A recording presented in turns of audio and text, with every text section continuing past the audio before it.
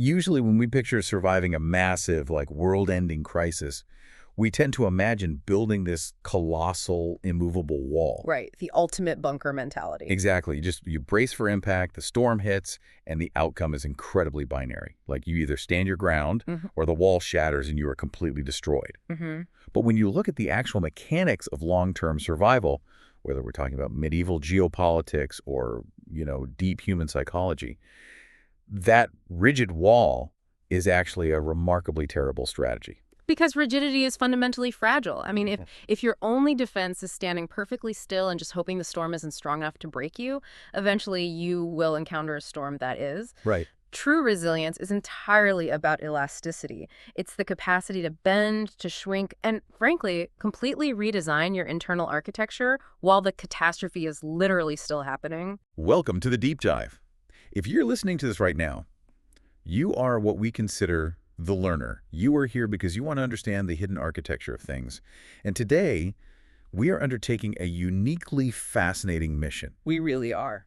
We are exploring how a society, or even an individual mind, survives in a completely fractured, dangerous world. So we're looking at this sweeping 1,000-year history of the Byzantine Empire. Which is incredible on its own. But we are looking at it alongside a deeply personal psychological profile of a specific subpersonality named Tira. And what is just so striking about this stack of notes is that the Byzantine Empire's 1,000-year masterclass in strategic endurance, it serves as an almost eerie psychological blueprint for this Tira subpersonality. Yeah, we are basically using a macro-historical lens to understand a micro-psychological reality. Exactly. To understand how a mind holds itself together when the external world is constantly threatening to tear it apart, we're analyzing an empire that executed that exact strategy for a millennium. And, to even begin to understand how the Byzantines managed to survive for 1,000 years after the Western Roman Empire collapsed, we have to examine the physical reality of where they actually anchored themselves. Geography. Because geography isn't just a backdrop here. It is the absolute foundation of their survival. We are talking about the Eastern Mediterranean. Right. The core of this empire was centered around Constantinople, which is modern-day Istanbul, along with Anatolia, so modern Asia Minor, and the Balkans. No. But Constantinople itself is the masterpiece here. Oh, absolutely. It wasn't just a city, it was a fortress ordained by the tectonic plates themselves. It really was an unparalleled defensive position. Constantinople sits on this triangular peninsula. So you have the Sea of Marmara on one side and the Golden Horn, which is this deep natural harbor on the other. Wow, so water everywhere. Exactly. 2/3 of the city is surrounded by unpredictable, fast-moving water. And it sits directly on the Bosporus Strait.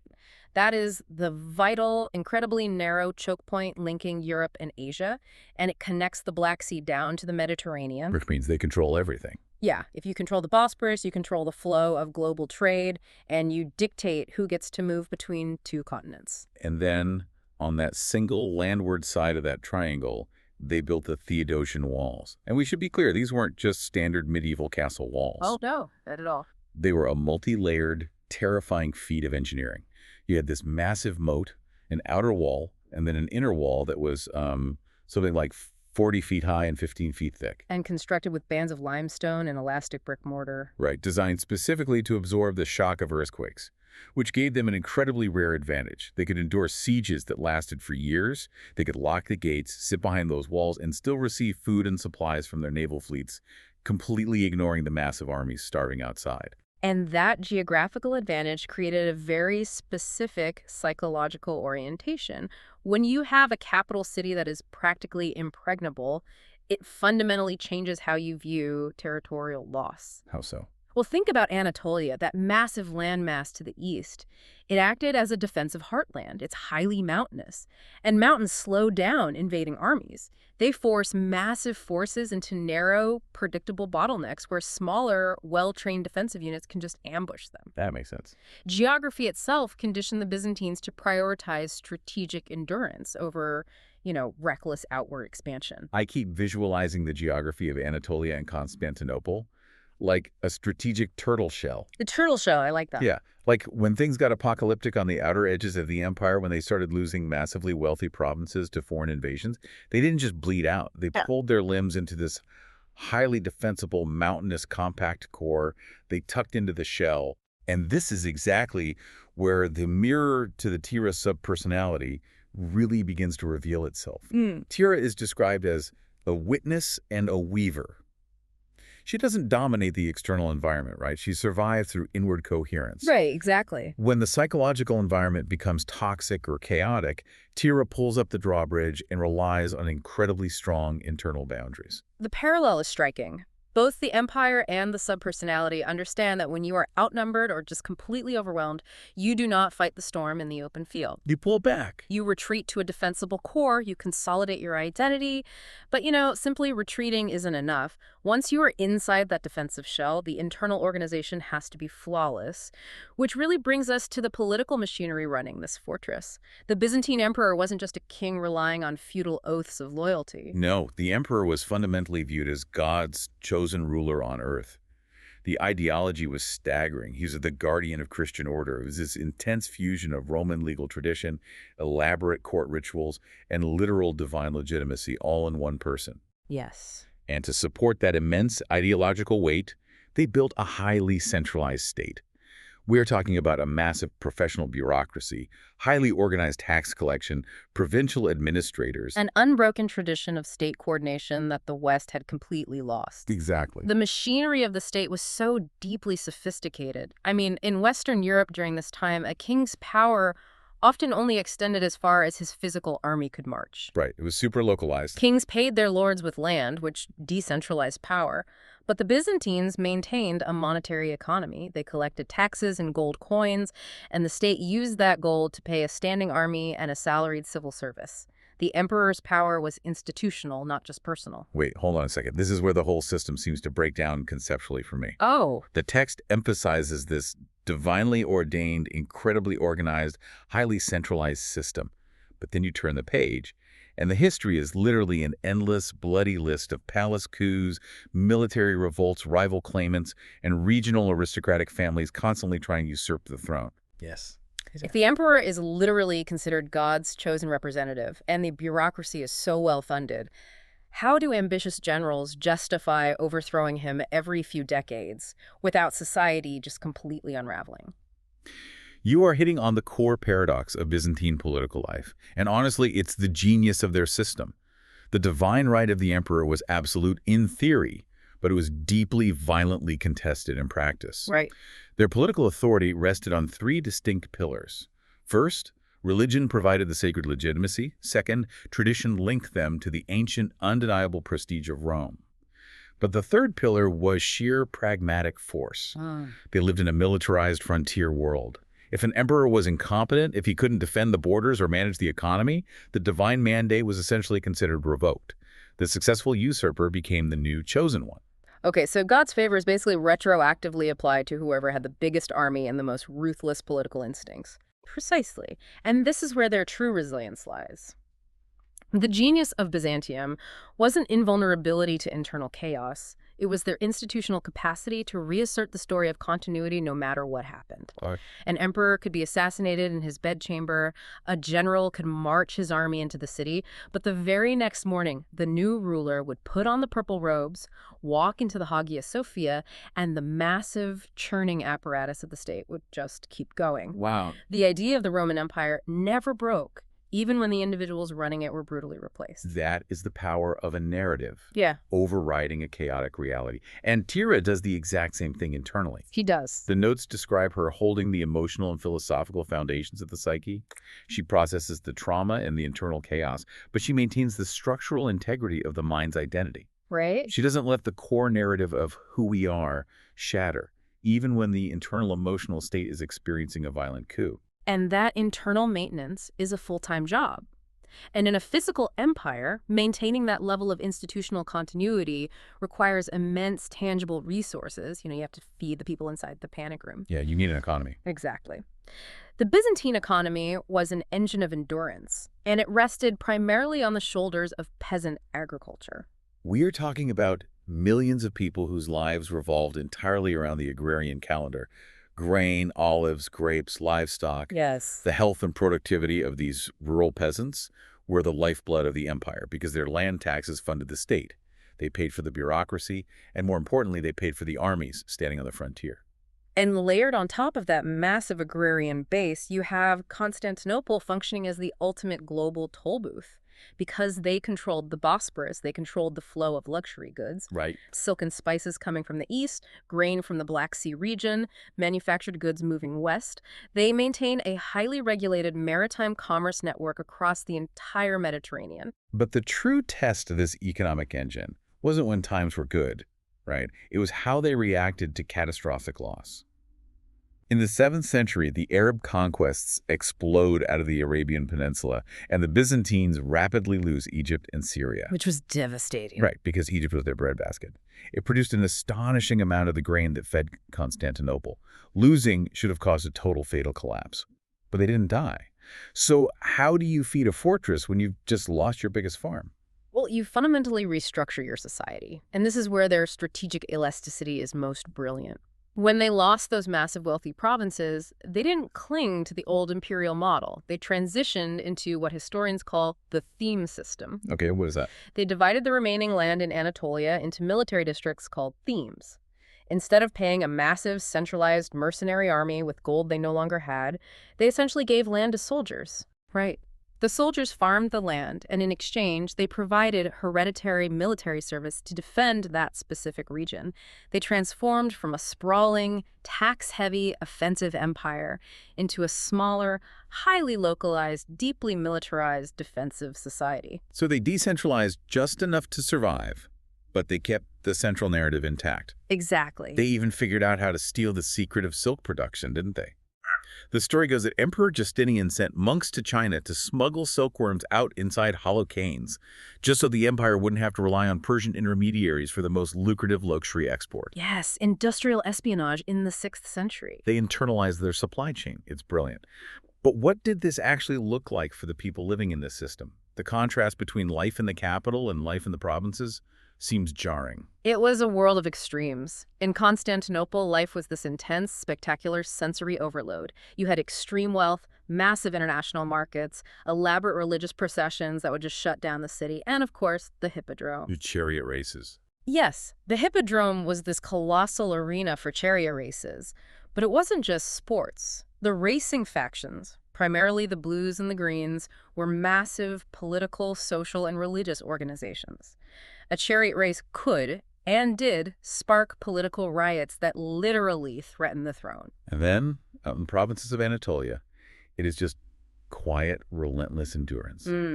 Peasant families tied entirely to the seasons, incredibly vulnerable to enemy raids crossing the borders, simply trying to harvest their olives, pay their taxes to the state, and survive another brutal winter. It sounds like a deeply stratified world. It was highly stratified. You had the emperor and the court elite at the very top, followed by the powerful aristocratic military landholders, the prominent clergy, and wealthy merchants.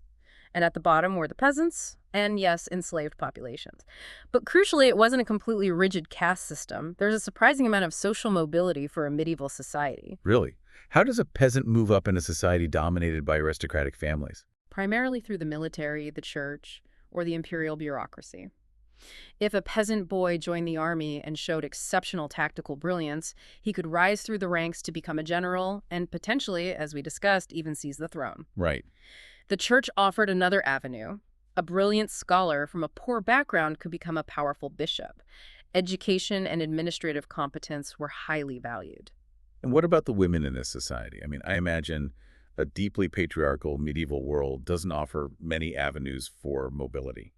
It was unquestionably patriarchal. The legal and social framework dictated that a woman's primary sphere was domestic household management, child rearing, maintaining vital kinship networks. Right. However, within those strict constraints, Byzantine women exercised remarkable agency. Elite women, particularly empresses and the mothers of young emperors, could wield massive empire-shaping political power through court patronage, managing vast estates, and influencing religious policy. They really navigated a highly restrictive system to achieve profound political impact. We will definitely dive into Empress Theodora, who is the ultimate example of that, shortly. But looking at how they organized their society and economy really brings me to their technology. Okay. When we think of technological innovation today, we tend to think of disruption, right? Silicon Valley breaking the old to build the new. The Byzantines were the exact opposite. Their technological genius was essentially foundational IT maintenance. That's a great way to put it. They were the engineers keeping the vital servers running, meticulously doing the security patches and hardware maintenance, while the power grid of the Western world went completely dark. That is their true technological legacy, and it is frequently undervalued because, let's face it, preservation isn't as glamorous as invention. Right. But maintaining incredibly complex systems over centuries of constant warfare is an astonishing achievement. They maintained massive aqueducts, like the Aqueduct of Valens, and enormous underground cisterns to ensure Constantinople always had fresh water during sieges. And they preserved the data. They copied and preserved the Greco-Roman texts, the philosophy, the mathematics, the medical knowledge that would have otherwise completely vanished from human history. But their biggest maintenance project wasn't just physical infrastructure. It was the law, the Corpus Juris Civilis. Yes, commissioned by Emperor Justinian in the 6th century. Roman law had become this sprawling, chaotic, contradictory mess of centuries of edicts and rulings. A total nightmare to navigate. Exactly. So Justinian's legal scholars, led by a brilliant jurist named Tribonian, gathered all of it, threw out the contradictions, and codified it into a single, rational, comprehensive legal framework. It provided the stabilizing legal architecture for their empire, and centuries later, it became the foundation for almost all modern Western civil law. They took chaos and imposed order. And nowhere is that desire for grand, stabilizing order more visible than in the Hagia Sophia. It wasn't just a big church. No, not at all. When you look at the engineering, specifically the use of pendentives, which are these curved triangular vaults that allow a massive circular dome to rest on a square room without collapsing, it is an embodiment of engineering ambition, imperial grandeur, and deep theological symbolism happening simultaneously. The Hagia Sophia was a structural argument. It was a physical manifestation of the idea that heaven, empire, and order could still be made visible on earth, even when the world outside the walls was descending into chaos. And that concept of heaven on earth transitions us perfectly into the atmosphere of faith. Because you can have the most brilliant engineers, a codified legal system, and impregnable walls. But people need a reason to endure existential dread day after day. They do. They need a reason to stay in the turtle shell when everything is terrifying.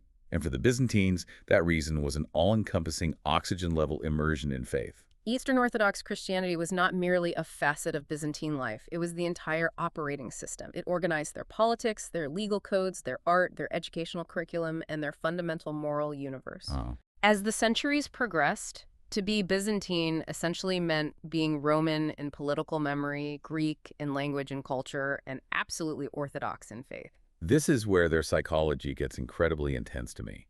Their entire worldview was filtered through a theological lens. A military victory, a terrible plague, a bad harvest, a devastating earthquake. None of these were random secular events. They were direct expressions of divine providence or divine punishment. Exactly. Religion structured everything, right down to their gastrointestinal tracts. Because of the incredibly strict fasting rules dictated by the Orthodox calendar, their eating habits were fundamentally shaped around bread, wine, olive oil, fish, vegetables, and legumes. For nearly half the year, meat and dairy were forbidden. They were literally eating, fasting, and living according to the rhythm of the church. And it provided a deeply structured, sacred framework for existence. When a society believes that their suffering has a divine purpose and that their endurance is a spiritual mandate, their capacity to withstand trauma increases exponentially. Faith gave suffering meaning. Okay, but this raises a massive question for me. If this society is so completely unified by one singular religion, if orthodoxy is the glue holding the entire 1,000-year empire together, how could they be so incredibly, violently unstable internally? You read the history, and they are constantly at each other's throats over religion. Because when religion is the only language a society speaks, every political, cultural, or social anxiety is expressed as a theological debate. Religion in Byzantium was both the ultimate unifier and a source of destructive, agonizing tension. Take the Christological controversies of the 5th and 6th centuries. I saw those mentioned. These were debates over the exact nature of Christ, right? Like whether he was fully divine, fully human, or a mix of both. Exactly. Specifically, the debate between the Monophysites, who believed Christ had one single, unified divine human nature, and the Chalcedonians, who believed he had two distinct natures, human and divine, united in one person. Now, to a modern ear, this sounds like an obscure academic debate for theologians. But in Byzantium, this was a matter of cosmic survival. If you get the nature of God wrong, God will abandon the empire. Wow. This debate caused massive riots in the streets. Bakers and shoemakers were violently arguing about the nature of the Trinity in the markets. It alienated entire provinces like Egypt and Syria, making them less loyal to Constantinople just as the Arab invasions began. And then, as if that wasn't enough, you get iconoclasm in the 8th and 9th centuries. The debate over whether to destroy or venerate holy images. Iconoclasm was a trauma that tore at the very fabric of public life. It was triggered by a profound psychological crisis. The empire had just lost massive territories to the Islamic caliphates. The Byzantines asked themselves, why is God punishing us? Why are these new Islamic armies winning? Right, looking for a reason. They looked at Islam, which strictly forbids the depiction of God, and they looked at the Old Testament commandment against idolatry. A faction of society, including several powerful emperors, concluded that venerating painted icons of saints and Christ was idolatry, and it was the reason the empire was losing. So they just started smashing the art. Yes. For over a century, icons were destroyed. Monks who defended them were persecuted, exiled, or killed. The iconophiles, those who defended the images, argued that because God became physically human in Jesus, depicting the divine in physical matter was not only allowed, it was required to prove the incarnation was real. That is so intense. It was a vicious, society-wide civil war over the theology of representation. And alongside this internal friction, you have the slow, agonizing, centuries-long alienation from the Latin Church in the West, culminating in the Great Schism. The Great Schism being the formal split between the Roman Catholic Church and the Eastern Orthodox Church, over issues of papal authority and minute differences in theology, like whether the Holy Spirit proceeds from the Father alone or the Father and the Son. It just seems exhausting to live in a state of constant spiritual high alert. It was. But that intense theological environment produced a highly specific, highly sophisticated cultural aesthetic. Byzantine art, the mosaics you see in Ravenna or the surviving churches in Istanbul, was completely unique. Right, the notes make a very clear point here. When you look at those mosaics with the luminous gold backgrounds, the incredibly stiff, elongated figures, their goal wasn't realism. No, definitely not. They didn't care about the Renaissance obsession with perfect perspective or painting an anatomically flawless human body. They valued sacred symbolism over earthly realism. We use the word hieratic to describe it. It means highly stylized, formal, and strictly adhering to religious convention. The goal of a Byzantine icon painter wasn't to capture what a saint looked like walking down the street. The goal was to reveal a deeper, eternal, sacred reality. The gold background isn't meant to be the sky. It represents the uncreated light of God. The figures are elongated and solemn because they exist in a state of spiritual transcendence. The art is a window into the divine order. And that visual aesthetic perfectly matches their sonic world. Byzantine religious chant wasn't meant to be entertaining or emotionally manipulative. It is incredibly solemn, contemplative, polyphonic music tied strictly to the creation of a sacred atmosphere. It's like they were building a psychological fortress out of art and music to match the physical fortress of their walls. And this is a profound mirror for the Tira subpersonality. Tira is described as someone who processes trauma and existence through diaries, metaphors, emotionally charged imagery, and music. She doesn't scream blunt, literal facts about her pain. She weaves meaning through symbols. Yes. Tira uses beauty and ritual as a language for psychological survival.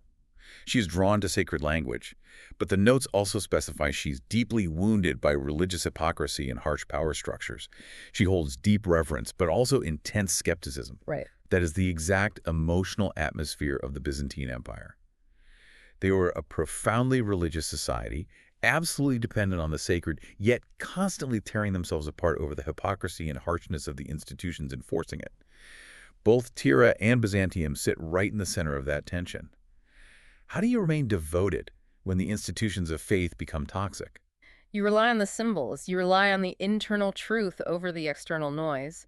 But of course, the external noise for the Byzantines was deafening. This intense, deeply religious, highly ritualized society was not sitting in a vacuum. They were living in arguably the most fiercely contested neighborhood on the planet. Yeah, which brings us to their approach to warfare and diplomacy. How do you survive when literally everyone around you wants what you have? Not with brute force. That's the most surprising thing. If the ancient Western Roman Empire was a heavyweight boxer, just marching legions forward in straight lines, taking hits, and relying on massive, overwhelming knockout punches to conquer territory, the Byzantine Empire was a martial artist. They survive by redirecting their opponent's momentum. That analogy perfectly captures their doctrine. While they maintain highly professional field armies and a potent navy, their absolute true strength lay in strategic statecraft.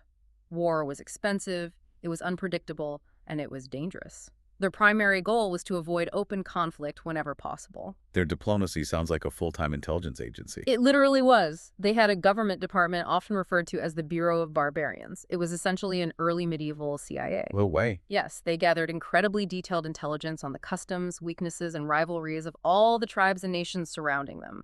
They were absolute masters at playing their enemies against each other. If a nomadic tribe was threatening their northern border, the Byzantines wouldn't immediately send an army. They would send an envoy with chests of gold to a different tribe further north, paying them to attack the rear of the tribe, threatening the empire. They bought time, they paid tribute, they arranged elaborate marriages. But when diplomacy failed and they were forced to fight, they didn't fight fair. They had absolutely terrifying technological tools. The most famous being Greek fire.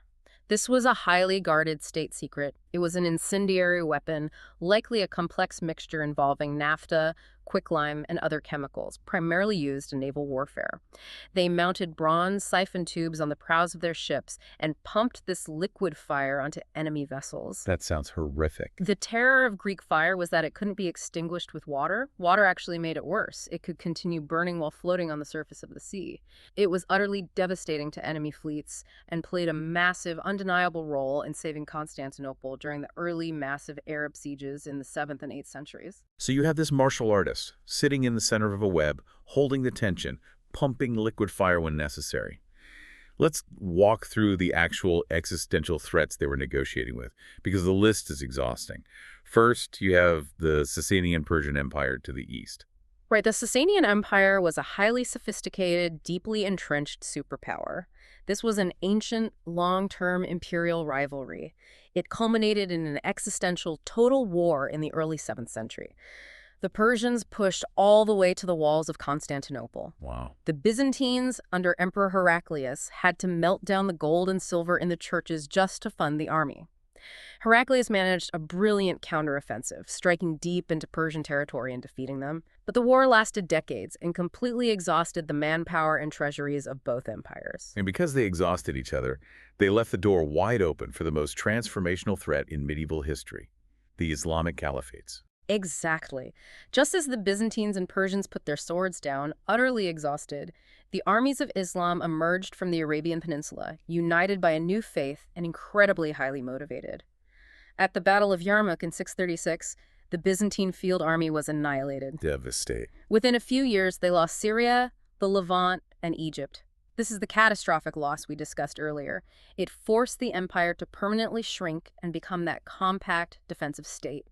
For centuries, the Islamic caliphates would remain a permanent, massive pressure on their eastern frontier. And while they are desperately holding the line in the east, up in the Balkans to the north and west, you have waves of migration and invasion. The Bulgars, the Slavs, the Avars. The Balkan frontier was a zone of persistent, grinding regional conflict. It was a cycle of devastating raids, punitive Byzantine military campaigns, and complex diplomacy. However, the Byzantine response to the Slavic and Bulgar threat highlights another tool in their arsenal: cultural assimilation. Oh, interesting. Over time, through missionary work like that of Saints Cyril and Methodius, many of these Slavic peoples were converted to Orthodox Christianity. They adopted Byzantine cultural norms, legal concepts, and the Cyrillic alphabet, which the Byzantines actually invented for them. The enemies pressing on the borders eventually became, in a profound way, the cultural heirs of the empire. I have to admit, reading through this geopolitical section gave me absolute whiplash. Because it wasn't just static enemies. Take the Kievan Ruses, the ancestors of modern Russia and Ukraine. They start out in the 9th century as terrifying Viking-descended raiders sailing down the Black Sea to attack Constantinople. Right. A century later, they convert to Orthodoxy, and the Rus become the most elite, terrifying mercenaries in the Byzantine army, the Varangian Guard, serving as the emperor's personal bodyguards. Enemies traded with each other, they exchanged philosophical texts, they married each other's daughters, and then they slaughtered each other in massive battles. How could any society live with that level of constant shifting complexity? Today's ally is tomorrow's mortal threat. Because they abandon the need for permanent simplicity. If we connect this back to the broader theme of resilience, this is the core lesson of Byzantine survival. They didn't try to force the world into a simple binary of good guys and bad guys. They accepted that the geopolitical environment was infinitely complex, infinitely dangerous, and constantly shifting. They survived by living inside the complexity. They held the tension. Which brings us directly back to Tira. Tira is defined as a bridge figure, a subpersonality that handles conflict not through direct annihilating confrontation, but by redirecting energy. She lives on the threshold between the inner emotional world and the outer logical world. Exactly. She doesn't demand that the mind's environment be simple or safe. She navigates the complexity as it is. Precisely. She holds the tension without breaking. But, holding that tension requires incredibly complicated management. To truly understand a system built on contradiction and survival, we have to look closely at the people pulling the levers of this machine. We need to examine the rulers of the in-between. And history explicitly warns us here. Drop the modern desire for simple heroes and villains. Yeah, morality in this era is a luxury nobody could afford. Let's look at the ultimate power couple of the 6th century, Emperor Justinian I and Empress Theodora. We've mentioned Justinian's legal codes and his architecture. He wanted to restore the glory of the ancient Roman Empire. He launched massive, incredibly expensive military campaigns to reconquer North Africa, Italy, and parts of Spain from the Germanic kingdoms. Justinian is the archetypal visionary. He built breathtaking beauty with the Hagia Sophia, and he imposed profound order with his legal code.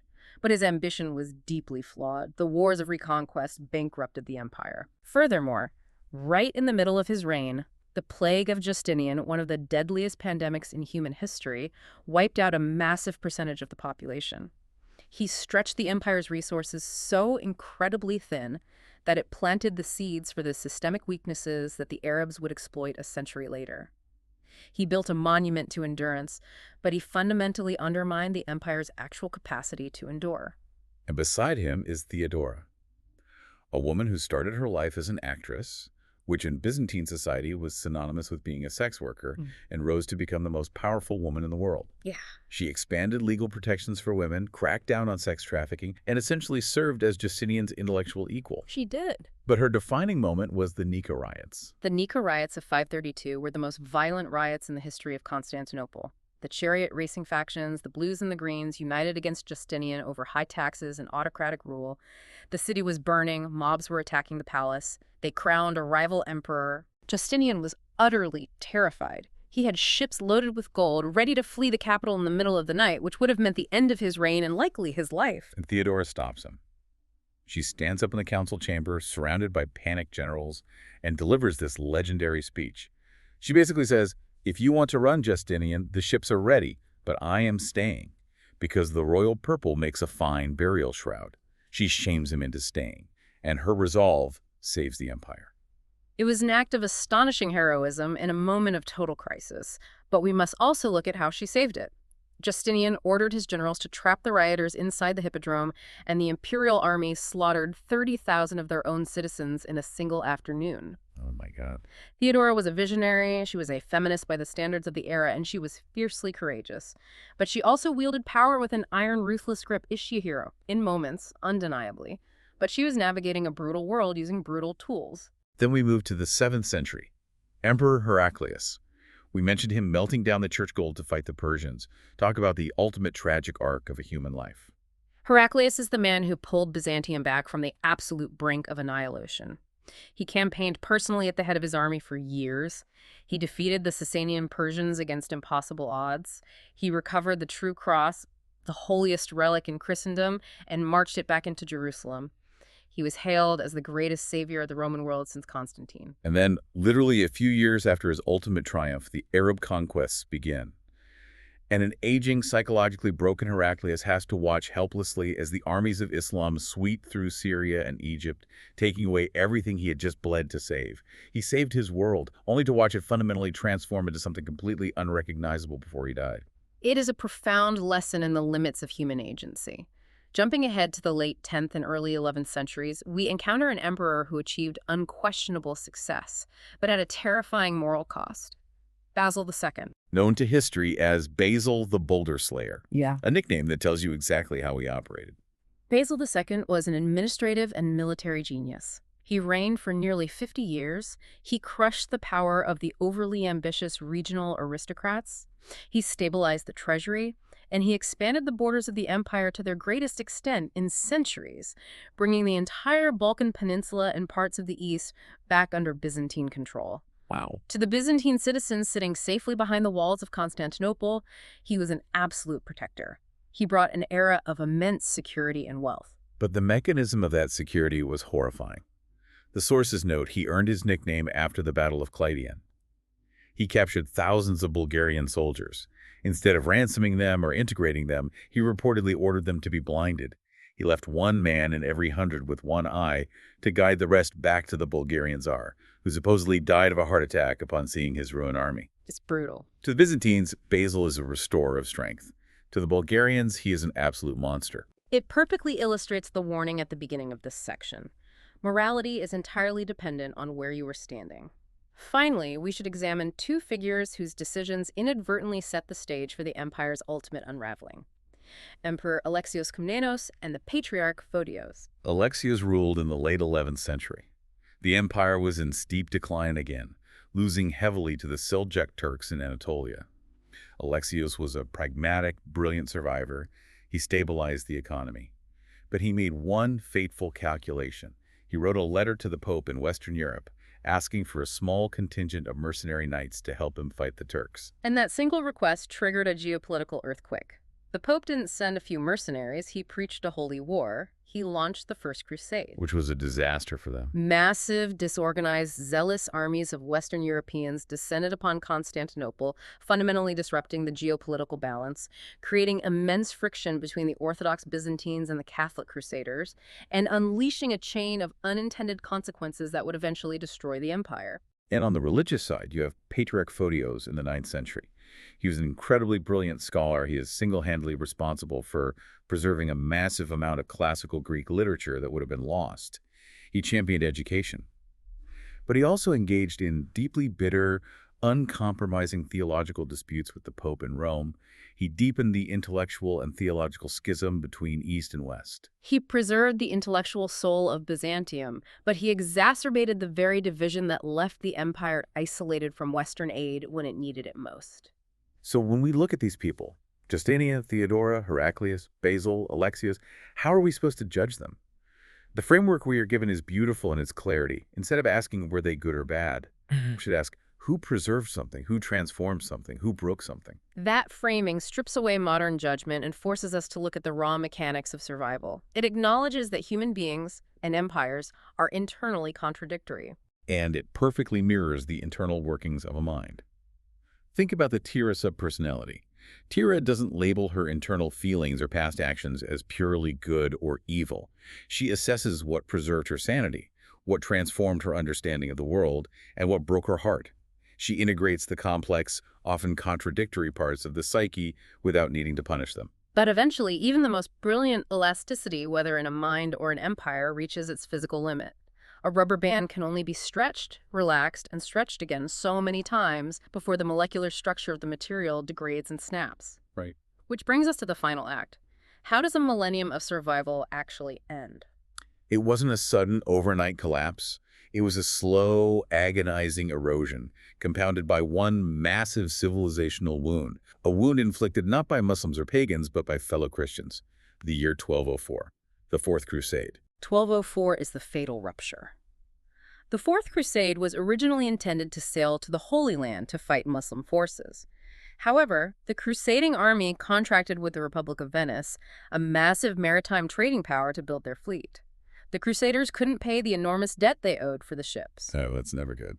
The Doge of Venice, a brilliant, ruthless, blind octogenarian named Enrico Dandolo, manipulated the Crusaders. He agreed to defer the debt if the Crusaders helped him attack political rivals. Through a dizzying series of political maneuvers, internal Byzantine dynastic squabbles, and sheer opportunistic greed, this holy army was diverted to the walls of Constantinople. And they sacked the city. The impregnable fortress, the city that had withstood massive Persian and Arab sieges, fell to Western European knights. Because the Byzantines were entirely unprepared for an attack from fellow Christians, and their internal political factions had fatally weakened their defenses. For 3 days, the Crusaders looted the wealthiest city in the world. They smashed priceless ancient statues to melt down the bronze. They stripped the gold and silver from the altars of the Hagia Sophia. They installed a Western Catholic emperor on the throne and physically shattered the empire into smaller, competing Greek successor states. The narrative emphasizes that this wasn't just a military defeat, it was a profound psychological betrayal. It broke the mystical aura of the empire. And even though a Greek Byzantine faction managed to recapture the city about 60 years later, the magic was completely gone. Right. The staggering wealth had been stolen, the infrastructure was ruined, the political confidence was permanently broken. The wound of 1204 never truly healed. From that point onward, the story of Byzantium is one of gradual, undeniable thinning. They were surrounded by enemies, their population was decimated by recurrences of the Black Death, and they had virtually no tax revenue. They were shrinking, adapting, and holding on with fewer and fewer resources, becoming essentially a city-state masquerading as an empire. And while they are slowly bleeding out, a new, dynamic power is unifying the fractured lands of Anatolia right on their doorstep: the Ottoman Turks. By the 15th century, the Ottomans had conquered almost everything around Constantinople. The Byzantine Emperor was practically a vassal paying tribute to the Ottoman Sultan. Which brings us to the inevitable conclusion, 1453. In the spring of 1453, the young Ottoman Sultan Mehmed II lays siege to Constantinople. He brought a massive army, but more importantly, he brought technology that rendered 1,000 years of Byzantine strategy obsolete. Massive, newly invented bronze cannons designed by a Hungarian engineer named Urban. The ultimate wall breakers. Yes. These bombards fired stone balls weighing over 1,000 pounds. Day after day, they battered the ancient Theodosian land walls.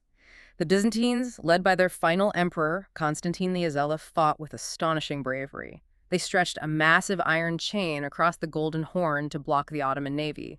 They repaired the shattered walls every night, but it was mathematically impossible. On May 29th, the walls were finally breached. The story goes that Constantine the Azella threw off his imperial purple regalia, drew his sword, and charged into the incoming Ottoman tide, dying as a regular soldier alongside his men.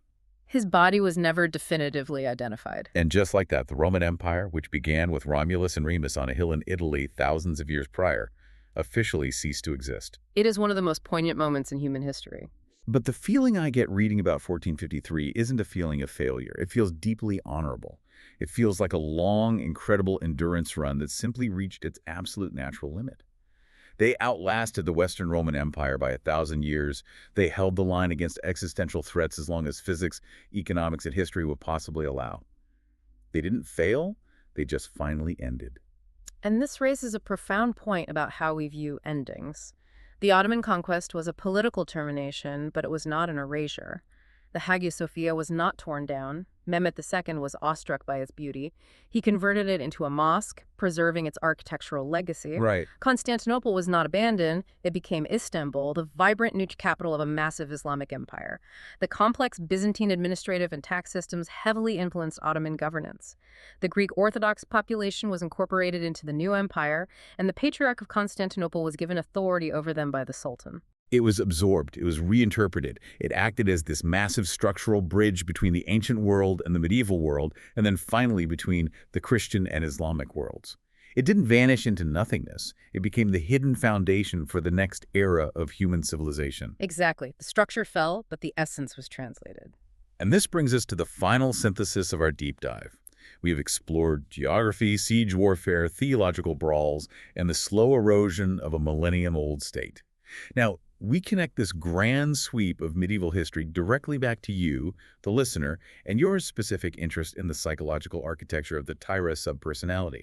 Why does the Byzantine Empire serve as the perfect, eerie historical mirror for this specific state of mind? Because when you map the traits defining Tira from the profile wisdom, immense patience, quiet reflection, a unique capacity for processing grief into meaning, and acting as a bridge between internal worlds, you are looking at the exact psychological equivalent of Byzantine survival strategy. Both Tira and Byzantium specialize in surviving fractured environments through strategic inwardness. Let's break down these parallels because the reflection is stunning. First, inward coherence. Tira survives by retreating inward, reflecting, and making meaning behind the scenes. She doesn't need to dominate the external personality, she structures the internal foundation. And Byzantium survived a world where the external environment was entirely chaotic, falling empires, migrating tribes, holy wars, precisely through internal coherence. They relied on meticulous bureaucracy, profound theology, and an unbroken memory of their Roman identity. Just as Tira maintains the emotional architecture of the psyche when the mind is overwhelmed, Byzantium preserves civilizational order while the world outside burned. Second parallel, the relationship with faith and doubt. Tira is deeply drawn to sacred language, ritual, and spiritual beauty, but she is also profoundly wounded by religious hypocrisy and the harshness of rigid dogma. She holds reverence and skepticism simultaneously. Which perfectly encapsulates the Byzantine soul. They were a society absolutely saturated in religious faith, utterly dependent on divine providence, yet they constantly tore themselves apart over theological schisms, iconoclasm, and the corrupting nature of church power. Both Tira and Byzantium ask the vital question: how do you maintain devotion and find sacred meaning when the institutions of faith are broken or harsh? They sit in that painful, complex tension. Third, symbolism over literalism. Tira processes her trauma and her existence through diaries, rich metaphors, music, and emotionally charged imagery. She doesn't communicate in blunt clinical facts. She weaves meaning. And Byzantine civilization expressed its deepest, most agonizing truths not through literal realistic art, but through luminous, stylized icons, solemn polyphonic chant, and immensely layered sacred aesthetics. Both the subpersonality and the empire speak in symbols. They use beauty as a technology for psychological survival. Fourth, living on the threshold. Byzantium was the ultimate in-between state, geographically suspended between Europe and Asia, chronologically suspended between the fall of the ancient world and the dawn of the Renaissance. And Tira is explicitly described as a bridge figure. She stands on the threshold between cold logic and deep intuition, between the inner subconscious world and the outer reality. Neither the empire nor the subpersonality is simple or easily categorized. They survive because they are comfortable living in the liminal spaces. And that leads to the final, and I think the most powerful parallel of all: quiet power versus loud conquest. Tira's growth isn't dramatic. It isn't a loud, aggressive takeover of the personality. It is rooted, integrated, and quietly real. Her identity is built entirely on endurance. If we think back to our opening metaphor of the storm and the rigid wall, the loudest, most aggressive conquering kingdoms build rigid walls, expand recklessly, and eventually they break and are swept away by history. Byzantium bent, adapted, shrank when necessary, and focused on preservation. They engaged in the vital, quiet act of memory keeping against the threat of absolute erasure. If Tira were a medieval civilization, she wouldn't be the loudest conquering kingdom on the map. She wouldn't be out there launching ruinous crusades just for the glory of it. She would be the one pulling into the defensive core. She would be the one holding the lamp inside the walls while the storm raged outside. Precisely. She would be the one quietly writing in the margins of the manuscripts, singing through the grief of lost relationships and lost time, meticulously holding the internal structure together, and surviving centuries longer than anyone ever expected her to. It is a profound reframing of what true strength actually looks like. Strength isn't about never bleeding, it's about never losing the core of who you are. So we have traveled an immense distance today, from the limestone mortar of the Theodosian walls to the liquid fire of the Byzantine navy, to the blinding gold of Orthodox icons, and directly into the hidden, resilient architecture of the Tira subpersonality. And what we have uncovered is that true resilience, whether for a 1,000-year global superpower or a single human mind under immense pressure, isn't about invulnerability. It is entirely about preserving your core identity while fluidly adapting to the threats surrounding you. It's about surviving inside the complexity. But before we go, I want to leave you, the listener, with one final provocative thought. We discussed how the Byzantine Empire eventually fell in 1453, but it only fell after it had fundamentally shaped the future. Its scholars had meticulously copied and preserved the classical Greek and Roman texts that fled to Italy and sparked the Renaissance. Its legal codes formed the bedrock of the modern world. It saved the knowledge of the past so the future could use it. It was a civilizational time capsule that endured until the rest of the world was finally ready to open it. Precisely. So if your Tira subpersonality is engaged in a similar act of quiet internal memory keeping, if she is holding the lamp inside the walls of your mind, preserving your core identity against the chaos of trauma or erasure, what vital pieces of your own classical knowledge is Tira quietly saving right now? What fundamental, beautiful truths about who you are is she guarding in her sacred archive, just waiting for the day when the external world or the rest of your own mind is finally ready to receive them? That is the question to take with you into the quiet moments. You do not have to build a massive, rigid wall to survive the storm. Sometimes the most powerful thing you can do is pull into the turtle shell, maintain your internal coherence, keep the servers running, and outlast the chaos. Thanks for diving deep with us.